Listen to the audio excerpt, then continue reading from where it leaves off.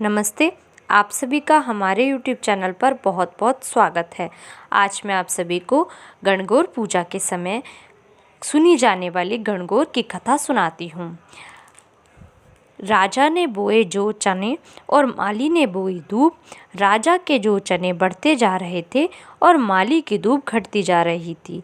माली को लगा कि कुछ तो गड़बड़ है, इसलिए उसने सोचा छुपकर निगाह रखनी चाहिए। जब तक वह छुपकर देख रहा था तो उसने देखा कि कुछ छोटी बड़ी लड़कियां उसकी दूब तोड़कर ले जा रही हैं। उसे बहुत गुस्सा आया और उसने लड़कियों को डांटा और उनकी चुन्नी छीन ली। लड़कियां माली से विनती करने लगी कि हमारी चुन्नी दे दो और हमें दूब ले लेने दो। हम यह दूब गणगौर की पूजा के लिए ले जा रहे हैं। इसके बदले गणगौर का पूजा पाटा हम तुम्हें दे देंगे। माली ने उन्हें दूब लेने दी। गणगौर की पूजा करने के बाद लड़कियों ने पूजा पाटा माली को दे दिया और माली ने अपनी मालन को दे दिया। मालन ने पाटा ओबरी में रख दिया। शाम को माली का बेटा आया और बोला, माँ भूख लगी है। माँ ने कहा, बेटा ओबरी में लड़कियों का पूजा पाठा रखा है, उसमें से कुछ खा लो। माँ के बेटे ने कमरा खोलना चाहा, लेकिन उसमें कमरा नहीं खुला। बहुत कोशिश करने के बाद भी उससे दरवाज़ा नहीं खुला तो उसने गुस्से में दरवाजे पर जोर से लात मारी, पर दरवाज़ा फिर भी नहीं खुला। तो माँ बोली, बेटा तेरे से कमरा नहीं खुलता तो पराई जाई को पता नहीं कैसे डाबेगा। मालन ने टीकी में से रोली निकाली, आँखें की कोर से काजल निकाला और नखों में से मेहंदी निकाली। हथेली में लेकर सबको घोला और ओबरी में छींटा दिया तो ओबरी खुल गई। अंदर देखा तो ईश्वर गणगौर बैठे थे। ईश्वर जी ने बहुत सुंदर वस्त्र पहने हुए थे और गोरा मांग सवार रही थी। वह ओबरी में अन्न के भंडार भरे पड़े थे। माली के बेटे मालन को तथा माली को उनके सुंदर दर्शन हुए। हे गणगौर माता, जिस प्रकार माली के परिवार को दर्शन दिए उसी प्रकार सबको दर्शन देना और ईश्वर जी जैसा भाग और गौर जैसा सुहाग सबको देना। कहानी कहने वाले, हुकारा भरने वाले सबको देना और सबको अमर सुहाग का आशीर्वाद देना। जय शिव शंकर, जय माँ पार्वती। बोलो गणगौर माता की जय।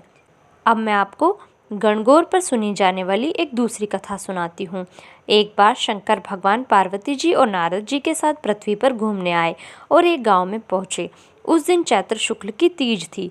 जैसे ही गांव वालों को भगवान के आने का सूचना मिली तो धनवान स्त्रियां श्रृंगार में तथा आवभगत के लिए तरह तरह के भोजन बनाने में व्यस्त हो गई।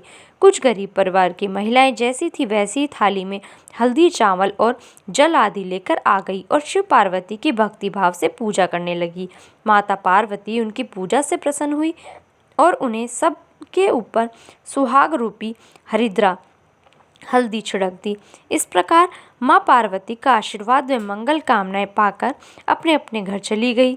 कुछ देर बाद अमीर औरतें भी 16 श्रृंगार कर 56 भोग सोने के थाल में सजा कर आ गई। तब भगवान शंकर ने पार्वती जी को कहा कि सारा आशीर्वाद तो तुमने पहले की ही उन स्त्रियों को दे दिया, अब इनको क्या दोगी। पार्वती जी ने कहा, आप उनकी बात छोड़ दें। उन्हें ऊपरी पदार्थों से निर्मित रस दिया है, इसलिए उनका सुहाग धोती से रहेगा, परंतु इन लोगों को मैं अपनी उंगली चीर कर रक्त सुहाग रस दूंगी, जो मेरे समान ही सौभाग्यशाली बन जाएंगी। जब कुलीन स्त्रियां शिव पार्वती की पूजा कर चुकी तब माँ पार्वती ने अपनी उंगली चीरकर उन पर रक्त छिड़ककर अखंड सौभाग्य का वर दिया। इसके बाद पार्वती जी शिव जी को कहा कि मैं नदी में नहाकर आती हूँ। माँ पार्वती ने नदी के किनारे जाकर बालू से शिवलिंग बनाया और आराधना करने लगी। शिव जी ने प्रसन्न होकर वरदान दिया कि आज के दिन जो भी स्त्री मेरा पूजन और तुम्हारा व्रत करेगी उनके पति चिरंजीव रहेंगे और अंत में उन्हें मोक्ष मिलेगा।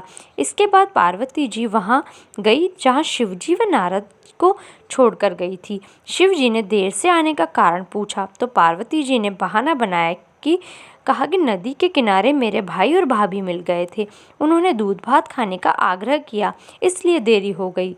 शिव जी बोले, हम भी दूध भात खाएंगे और जंगल की तरफ चल दिए।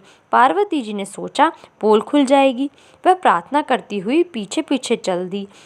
जंगल में पहुंचने पर देखा सुंदर माया का महल बना हुआ था। उसमें पार्वती जी के भाई और भाभी विद्यमान थे। भाई भाभी ने उन सबका स्वागत सत्कार किया और आवभगत की और वहां रुकने की आग्रह किया। तीनों ने आतिथ्य स्वीकार किया। 3 दिन वहां रुके, फिर वहां से रवाना हो गए। तीनों चलते चलते काफी दूर आ गए। शाम होने पर शिवजी पार्वती जी से बोले कि मैं अपनी माला तो तुम्हारे मायके ही भूल आया हूँ।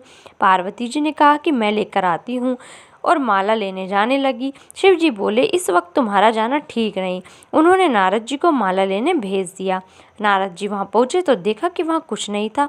महल का तो नामो निशान भी नहीं था। अंधेरे में जंगली जानवर घूम रहे थे। अंधकारपूर्ण वातावरण डरावना लग रहा था। यह देखकर नारद जी ने आश्चर्य में पड़ गए।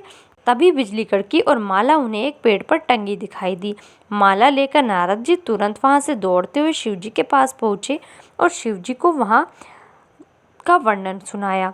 सुनकर शिवजी हंसने लगे और उन्होंने नारद जी को बताया कि पार्वती जी अपनी पार्थिव पूजा की बात गुप्त रखना चाहती थी, इसलिए झूठा बहाना बनाया था और फिर असत्य को सत्य करने के लिए उन्होंने अपनी पति धर्म की शक्ति से माया महल रचा था।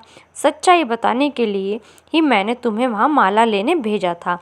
यह जानकर नारद जी माँ पार्वती की पतिव्रता शक्ति से बहुत प्रभावित हुए। उन्होंने माँ पार्वती की बहुत प्रशंसा की और पूजा करने की बात छिपाने को भी सही ठहराया, क्योंकि पूजा पाठ गुप्त रूप से पर्दे में रहकर ही करने चाहिए। उन्होंने खुश होकर कहा कि जो स्त्रियां इस दिन गुप्त रूप से पूजन कार्य करेंगी उनकी सब मनोकामना पूरी होंगी और उनका सुहाग अमर रहेगा। चूंकि पार्वती जी ने व्रत छिपकर किया था, अतः उसी परंपरा के अनुसार आज भी इस दिन पूजा के अवसर पर पुरुष उपस्थित नहीं रहते। खरी की खोटी, अधूरी की पूरी। धन्यवाद। इस वीडियो में बस इतना ही। प्लीज़ आप मेरे वीडियो को लाइक कीजिए, शेयर कीजिए और मेरे चैनल को सब्सक्राइब कीजिए।